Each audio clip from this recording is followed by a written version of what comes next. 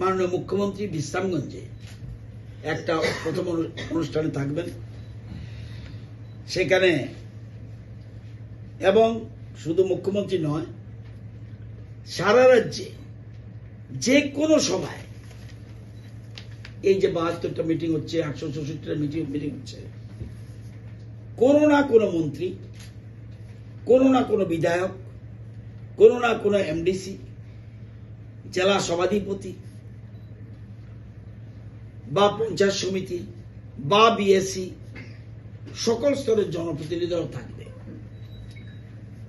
এবং আমি সবার কাছে অনুরোধ করছি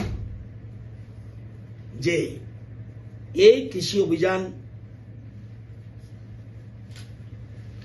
বিকশিত কৃষি সংকল্প অভিযান যেটা, এটাকে সাকসেস করার জন্য দলমত নির্বিশেষে এটাকে সাকসেস করার জন্য, কারণ খাদ্য নিরাপত্তা নিশ্চিত করার জন্য সারা দেশে করা হচ্ছে এবং দিল্লিতে স্পেশাল মিটিং করা হয়েছে।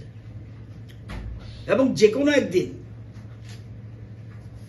কেন্দ্রীয় কৃষিমন্ত্রীও আসার কথা রয়েছে, নট ফাইনাল, কিন্তু আসার কথা রয়েছে। এখন প্রশ্ন হলো, কেন এই বিকশিত কৃষি সংকল্প অভিযান? কেন? মূল উদ্দেশ্য হলো কৃষকদের বোঝানো কৃষি সমৃদ্ধি এবং প্রযুক্তি হাতিয়ার সরকার পাশে রয়েছে। কৃষকদের মধ্যে প্রযুক্তি পৌঁছানো, প্রশিক্ষণ পৌঁছানো এবং তথ্য তুলে দেওয়া। অর্থাৎ কৃষি বিজ্ঞানীরা ল্যাবরেটরিতে রিসার্চ করে, প্রধানমন্ত্রী এবং কৃষিমন্ত্রী চাইছেন ল্যাব টু ল্যান্ড। কৃষি বিজ্ঞানীরা সোজা মাঠে চলে যাক, সেখানে গিয়ে কৃষকদের যে সমস্যা আছে সেটা তারা বুঝে আসুক, বুঝে এসে সে অনুযায়ী সমস্যার সমাধান করুক।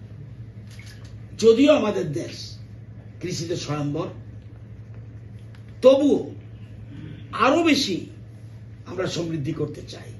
একদম খাদ্য নিরাপত্তা নিশ্চিত করা, এটা একটা গুরুত্বপূর্ণ বিষয়। এবং ডেভেলপড এগ্রিকালচার কি এবং কেন? অ্যাডভান্স ফার্মিং যৌক্তিকতা কেন?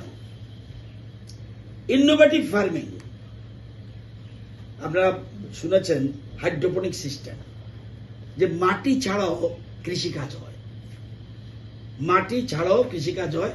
আপনারা দেখতে পাবেন নাগিছড়াতে। তো ইনোভেটিভ ফার্মিং, আধুনিক প্রযুক্তি এবং কৃষকদের নতুন নতুন এগ্রি টেকনোলজি জানানো, বিজ্ঞানসম্মত আধুনিক চাষ পদ্ধতির প্রচার, কৃষকদের সুবিধা অসুবিধা জেনে কৃষি বিজ্ঞানীরা সমাধান বের করা, জৈব চাষের উপর গুরুত্ব বোঝানো, আমরা যা অর্গানিক বলি। এবং এখন আরো চলে যাচ্ছি, কারণ আমাদের সরকার আসার আগে আমাদের রাজ্যে মাত্র 2000 হেক্টর ছিল অর্গানিক ফার্মিং। এখন আমরা 20,000-এ পৌঁছে গেছি এই 7 বছরে। এখন আবার নতুন করে আমরা আসছি প্রাকৃতিক ন্যাচারাল ফার্মিং। এটা কিন্তু অর্গানিক থেকে আরো ডেভেলপড প্রকৃতি চাষের উপর আমরা গুরুত্ব বোঝাচ্ছি।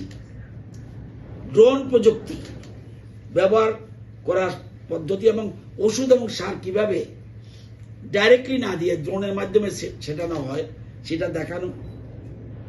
এবং জলবায়ু অনুকূল চাষ, এখন জলবায়ু পরিবর্তন হয়ে যাচ্ছে, জলবায়ু অনুকূল চাষ এটা বিজ্ঞানীরা বের করবে কিভাবে কি করে।